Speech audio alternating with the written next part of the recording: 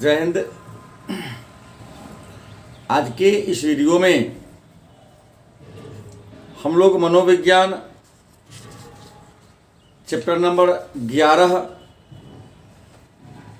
पर परिचर्चा करेंगे। चैप्टर नंबर 11 जिसका नाम है मनोचिकित्सा के विभिन्न दृष्टिकोण। मनोचिकित्सा के विभिन्न दृष्टिकोण। पिछले वीडियो में भी हमने चैप्टर नंबर 11 पर ही चर्चा किया था और मनोचिकित्सा क्या है और मनोचिकित्सा के प्रमुख रूप कौन कौन हैं उसके बारे में हमने कल विस्तार से चर्चा किया था। आज हम लोग चर्चा करेंगे मनोगत्यात्मक मॉडल, उसकी विशेषता, उसके स्वरूप। आज की इस वीडियो में हम लोग मनोगत्यात्मक मॉडल मतलब मनोचिकित्सा के मनोगत्यात्मक मॉडल, उसके विशेषता और स्वरूप को जानेंगे। और दूसरा व्यवहारात्मक अथवा सामाजिक शिक्षण मॉडल के तकनीक, विशेषता, गुण और अवगुण के बारे में चर्चा करेंगे। सबसे पहले आते हैं कि मनोचिकित्सा के मनोगत्यात्मक मॉडल क्या है। तो मनोचिकित्सा के मनोगत्यात्मक मॉडल मानसिक विकारों के उपचार करने की एक तकनीक है। मनोचिकित्सा के मनोगत्यात्मक मॉडल मानसिक विकारों के उपचार करने की एक तकनीक है और मनोचिकित्सा के मनोगत्यात्मक जो मॉडल है, इस मॉडल के जनक सिगमंड फ्रायड हैं। सिगमंड फ्रायड ने मनोचिकित्सा के मनोगत्यात्मक मॉडल का विकास किया था। सिगमंड फ्रायड का कहना है कि मनोचिकित्सा के मनोगत्यात्मक मॉडल के 3 रूप हैं, 3 प्रकार के विचार हैं। मनोगत्यात्मक मॉडल का पहला विचार सिगमंड फ्रायड ने 19वीं शताब्दी के में प्रस्तुत किया था। फ्रायड के समर्थकों ने फ्रायड के विचारों में थोड़ा संशोधन करके दूसरी बार प्रस्तुत किया और तीसरा संशोधन सिगमंड फ्रायड के आलोचकों ने किया था। चिकित्सा के मनोगत्यात्मक मॉडल को सबसे पहले सिगमंड फ्रायड ने परिभाषित करने का काम किया।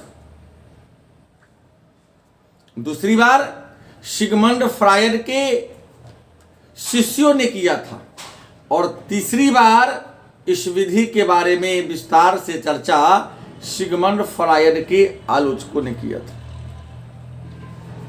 मन में एक प्रश्न होगा, तो मनोगत्यात्मक मॉडल की विशेषता क्या है? तो मनोगत्यात्मक मॉडल की पहली विशेषता है कि यह मानव के व्यवहार का विश्लेषण करता है।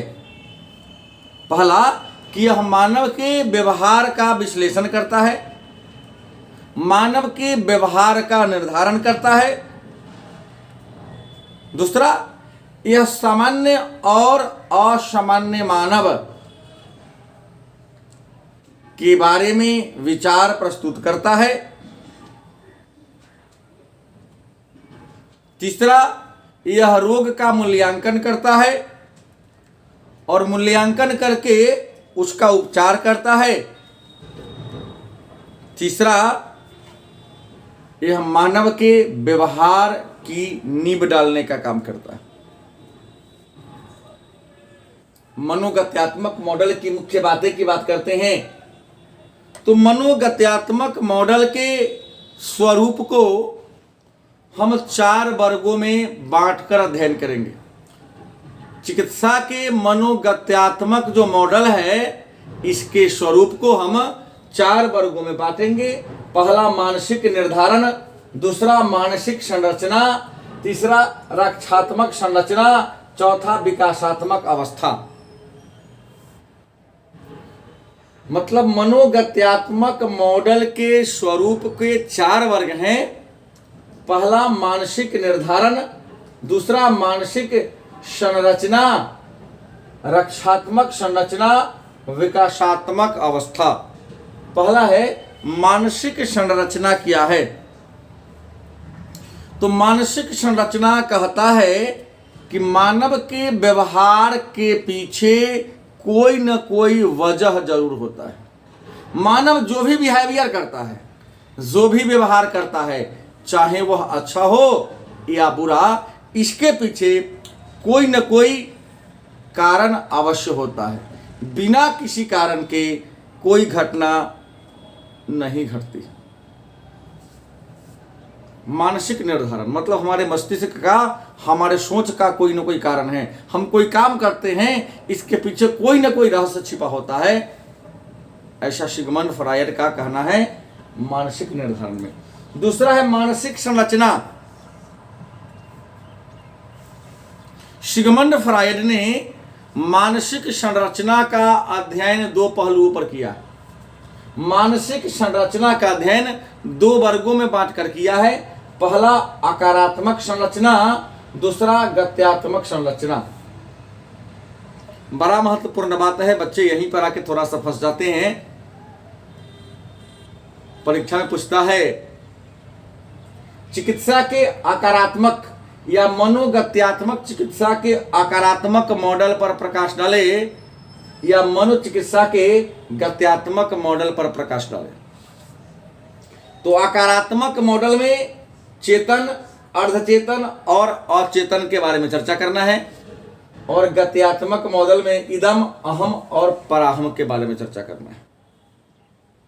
तो मन के आकारात्मक मॉडल पर बात करते हैं तो सिगमंड फ्रायड ने मन के आकारात्मक मॉडल को, मन की बनावट को, मन की संरचना को 3 वर्गों में बांटा। आकारात्मक मॉडल के अंतर्गत मन की 3 संरचनाएं हैं। पहला चेतन मन, दूसरा अर्धचेतन मन, तीसरा अचेतन मन। मन में प्रश्न होगा चेतन मन क्या है। तो चेतन मन उस मन को कहते हैं जिसमें व्यक्ति की इच्छाएं मस्तिष्क की पटल पर तत्काल आ जाती हैं। चेतन मन उस मन को कहते हैं जिसमें व्यक्ति की इच्छाएं तुरंत उसके मस्तिष्क पर आ जाए। मतलब जो आपने पढ़ा वह पूरा पूरा, जो आपने सुना वह पूरा पूरा भी याद है, स्मरण है, तो इसे कहेंगे चेतन मन। अर्धचेतन मन, यह चेतन मन के थोड़ा सा विपरीत है। इसमें व्यक्ति को किसी विषय के बारे में जानकारी होती है, व्यक्ति को किसी विषय के बारे में जानकारी होती है, लेकिन शायद किसी कारण से वह भूल गया होता है, लेकिन थोड़ा प्रयास करता है, अपने मस्तिष्क पर थोड़ा सा जोर डालता है, तो जो बात वह भूल गया रहता है वह चेतना में आ जाता है, अर्धचेतन मन कहते हैं। लेकिन सिगमंड फ्रायड ने कहा कि कुछ ऐसे भी बातें हैं जिसके बारे में हमने सुना, हमने जाना, लेकिन उसे चेतना में लाने का प्रयास करते हैं, याद करने का प्रयास करते हैं, लेकिन वह याद हमें नहीं हो पाता है। मतलब हम उसको भूल गए होते हैं। उसे कहते हैं अचेतन मन, जो हमारे चेतना से बाहर हो गया हो, निकल गया हो, लाख कोशिश करने के बाद भी हम उसे मस्तिष्क पटल पर नहीं ला सकते हैं, तो उसे हम अचेतन मन के नाम से जानते हैं। मतलब चेतन मन में वर्तमान संवेदना होती है, अर्धचेतन मन में अब प्रयास करने के बाद चेतना में आ जाता है, और अचेतन मन में प्रयास करने के बाद भी हमारी चेतना में नहीं आता है। मन की गत्यात्मक संरचना, तो सिगमंड फ्राइड ने मन को गत्यात्मक माना और इन्होंने मन की संरचना को 3 वर्ग में बांटा, इदम, अहम और पराहम। इदम, अहम और पराहम। मन में प्रश्न होगा इदम क्या है, तो आप लिखेंगे इदम व्यक्ति का जन्मजात गुण है। इदम व्यक्ति का जन्मजात गुण है जो सुख के सिद्धांत पर काम करता है। इदम व्यक्ति का जन्मजात गुण है जो सुख के सिद्धांत पर काम करता है। इसका नैतिकता और सामाजिकता से कोई संबंध नहीं। इसे आनंद चाहिए, सुख चाहिए, लिबिडो चाहिए। अहम का विकास, अहम की शुरुआत इदम से होती है। अहम की शुरुआत इदम से होती है, लेकिन इसमें थोड़ी सी सामाजिकता होती है। सुख के सिद्धांत पर अहम भी चलने का प्रयास करता है, लेकिन यह सामाजिकता को ध्यान में रखता है। तीसरा है पराहम। इसमें इदम और अहम का दोनों गुण हैं, लेकिन यह किसी काम को करने से पहले नैतिकता और सामाजिकता को ध्यान में रखता है, उसके बाद किसी कार्य को करता है। अब है रक्षात्मक संरचना क्या है। प्रश्न है रक्षात्मक संरचना क्या है, तो आपका उत्तर होगा कि इदम और अहम के मध्य बीच जो संघर्ष होता है। इदम और अहम, इदम कहता है गलत काम कर लो क्योंकि इससे आनंद मिलने वाला है। अहम कहता है गलत काम करने से जग हसाई होगी, समाज में लोग बुरा कहेंगे। इसी बात को लेकर मन के 2 रूप हैं, एक गलत कार्य करने को प्रेरित करता है, एक गलत कार्य करने से रोकता है। इदम गलत कार्य करने से पीछे नहीं हटता है, लेकिन अहम गलत करने से इंसान को रोकता है। तो इदम और अहम के बीच जो संघर्ष होता है, जो द्वंद्व होता है, जो लड़ाई होता है, इन दोनों के संघर्ष को रोकने के लिए जो नया विचार पैदा होता है, इदम और अहम के संघर्ष को रोकने के लिए जो नया विचार पैदा होता है, उसे रक्षात्मक संरचना के नाम से जानते हैं। और रक्षात्मक संरचना में दमन, प्रेक्षण, विस्थापन और प्रतिक्रिया निर्माण को रखा गया है। रक्षात्मक संरचना में दमन, विस्थापन, प्रेक्षण और प्रतिक्रिया निर्माण को शामिल किया जाता है। चौथा है विकास की अवस्था। विकास की अवस्था मतलब मानव के विकास की अवस्था के बारे में चर्चा करना है। और सिगमंड फ्रायड ने व्यक्तित्व के विकास की या मानव के विकास की 5 अवस्थाओं के बारे में चर्चा किया है, जिन्हें हम पंच अवस्था के नाम से जानते हैं। सिगमंड फ्रायड ने विकास की 5 संरचनाओं के बारे में चर्चा किया है, जिसे हम पंच अवस्था के नाम से जानते हैं। वो अवस्था है मुखी अवस्था, गुदी अवस्था, यौन प्रधान अवस्था, अव्यक्त अवस्था और जननेन्द्रिय अवस्था। मन में प्रश्न होगा मौखिक अवस्था क्या है, तो आपका उत्तर होगा मौखिक अवस्था व्यक्तित्व के विकास की वह अवस्था है जिसमें एक बच्चा लिबिडो मतलब आनंद की प्राप्ति मुख से करता है। जैसे दांत काटकर, दूध पीकर आनंद का महसूस करता है, तो उसे मुखी अवस्था कहते हैं। गुदी अवस्था यह विकास की दूसरी अवस्था है। इस अवस्था में बच्चा का लिबिडो मतलब आनंद गुदा में स्थित होता है, और बच्चा गुदी अवस्था में मल मूत्र को रोककर मल मूत्र को रोककर आनंद महसूस करता है, लिबिडो प्राप्त करता है। तीसरा है यौन प्रधान अवस्था। इस अवस्था में बच्चा के लिबिडो का मतलब आनंद का केंद्र जननेंद्रिय का ऊपरी हिस्सा होता है और जननेंद्रिय के ऊपरी हिस्सा को स्पर्श करके वह लिबिडो मतलब आनंद को प्राप्त करता है। अव्यक्त अवस्था, अव्यक्त अवस्था वह अव्यक्त का मतलब जिसे व्यक्त न किया जा सके। इस अवस्था में विपरीत लिंग के प्रति बच्चा निष्क्रिय बन जाता है और उसमें थोड़ी सी नैतिकता का गुण आने लगता है। तो जब बच्चा में विपरीत लिंग के प्रति विकर्षण हो जाए और नैतिकता का गुण आ जाए तो इसे हम अव्यक्त अवस्था के नाम से जानते हैं। और जननेंद्रिय अवस्था, इस अवस्था में लिबिडो का केंद्र गुप्तांग में चला जाता है और बच्चा विपरीत लिंग के प्रति आकर्षित होकर आनंद की अनुभूति करता है। मन में प्रश्न होगा तो मनोगत्यात्मक मॉडल के गुण और दोष के बारे में चर्चा कीजिए। तो मनोगत्यात्मक मॉडल का पहला गुण है कि मनोगत्यात्मक मॉडल हमारे विचार से प्रभावित होते हैं। दूसरा, मनोचिकित्सा की यह एक तकनीक है।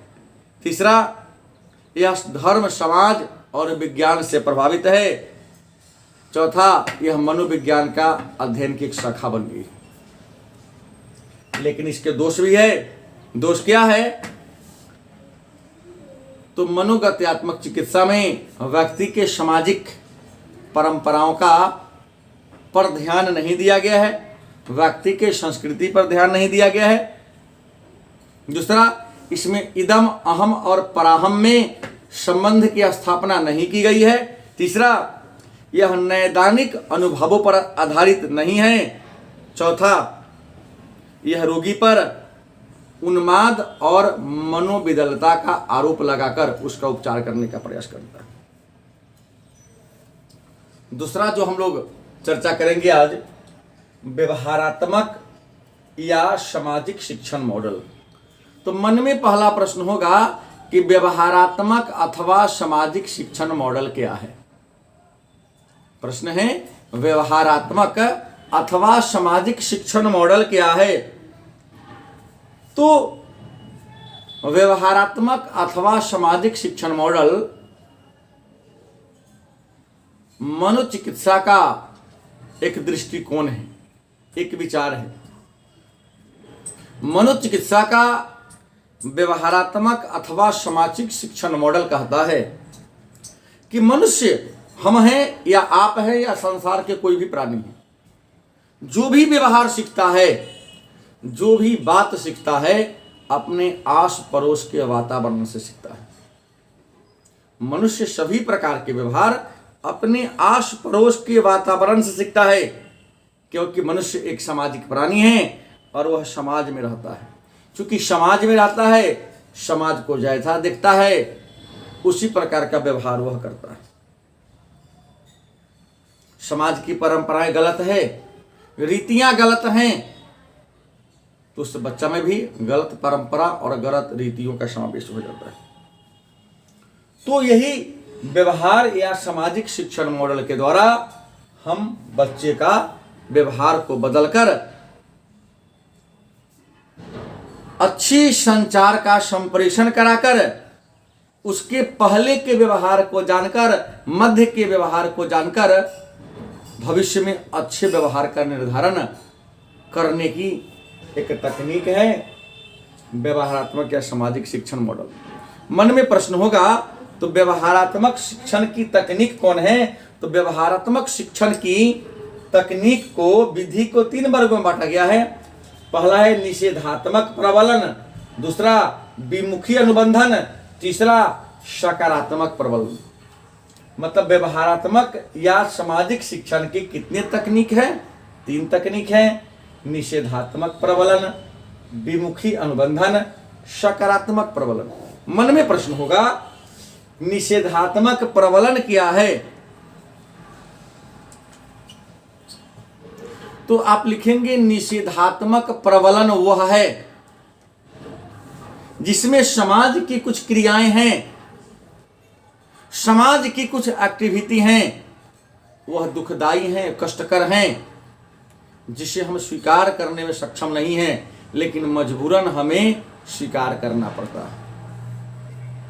हम स्वीकार करने को तैयार नहीं हैं, लेकिन हमें स्वीकार करना पड़ता है। तो समाज का वह व्यवहार जो कष्टकारक हो, अहितकर हो, हमें पसंद ना हो, स्वीकार करना है तो उसे हम कहेंगे निषेधात्मक प्रबलन। दूसरा, विमुखी अनुबंधन। जो हमारे व्यवहार को विमुख कर दे, किसी काम से अपने व्यवहार को अलग करने के लिए, अपने विचार को अलग करने के लिए जो हम अनुक्रिया करते हैं उसे विमुखी अनुबंधन कहते हैं। और विमुखी जो अनुबंधन में क्या होता है कि विमुखी अनुबंधन क्या है? किसी व्यवहार से आपके दिमाग को हटाने के लिए। जैसे कोई व्यक्ति शराब का आदी है, उसे बिना शराब का काम नहीं चलता है, तो विमुखी अनुबंधन कहता है कि शराब से उसे हटाने के लिए आघात चिकित्सा दिया जाए, मतलब बिजली का उसे झटका दे दिया जाए। और बिजली के झटका दे देने के बाद यदि उसे आप शराब पीने के लिए देते हैं तो शराब के प्रति उसके मन में विमुख, नेगेटिव, नकारात्मक विचार आ जाएगा और वह शराब को पीने से मना करेगा। सकारात्मक प्रबलन। तो सकारात्मक प्रबलन निषेधात्मक प्रबलन के विपरीत की अवस्था है। यह अवस्था कहता है कि यदि किसी बालक को होमवर्क दिया जाए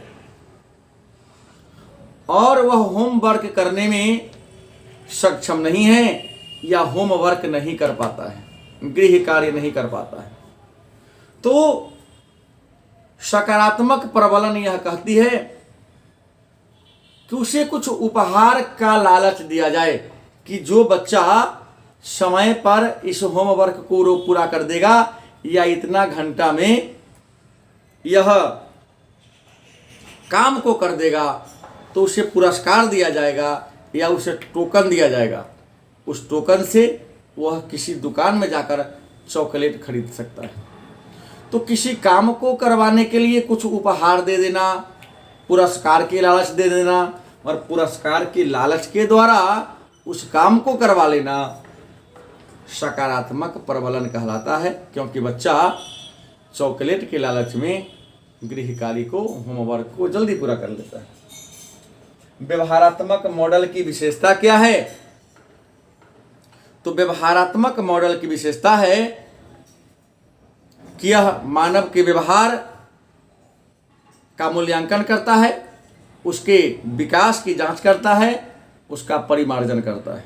दूसरा, यह समस्यात्मक और असमस्यात्मक दोनों प्रकार के बातों की जांच करता है। तीसरा विशेषता है कि यह पूर्ण रूप से सामाजिक परिवेश में होने वाली घटनाओं के बारे में शिक्षा देता है। चौथी विशेषता है कि यह हमारे वंश परंपरा से जुड़ा हुआ है। लेकिन व्यवहारात्मक मॉडल के कुछ गुण भी है, कुछ अवगुण है। तो गुण क्या है कि यह केवल सामाजिक प्रक्रियाओं के अध्ययन पर जोर देता है। यह व्यक्ति का अलग अलग तरीके से अध्ययन करता है। यह व्यक्ति की समस्या को समझकर उसका उपचार करता है और यह वैज्ञानिक तरीके से व्यक्ति का उपचार करता है। लेकिन दोष है, दोष क्या है कि पूर्णतः यह शिक्षित सिद्धांत है। मूर्ख लोगों पर, अनपढ़ लोगों पर इसका उपयोग करना संभव नहीं है। जटिल समस्या का यह समाधान नहीं कर पाता है और इसमें व्यवहार पर ज़्यादा जोर दिया गया है, सिद्धांत पर ज़्यादा जोर नहीं दिया गया। तो आज के क्लास में इतना ही। पुनः कल हम मनोविज्ञान के एक नए चैप्टर को लेकर आएंगे। तब तक के लिए धन्यवाद।